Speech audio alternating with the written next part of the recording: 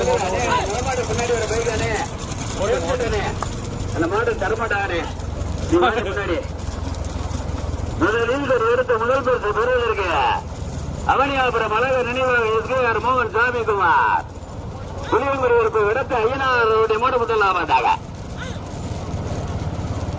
இரண்டாவதற்கு பெறுவதற்கு புதுக்கோட்டை மாவட்டம் சிங்கவனம் ஜமீன் ராஜா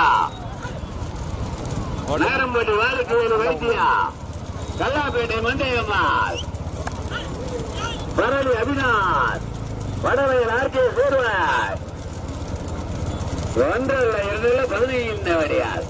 தம்பி ஊதாச்சட்டா வாங்க போ ஆனா இந்த 2 பைக்கு பின்னாடி ஒரு பைக் முன்னாடி வாழாட்டு ஓர வேண்டிய நின்றுங்க.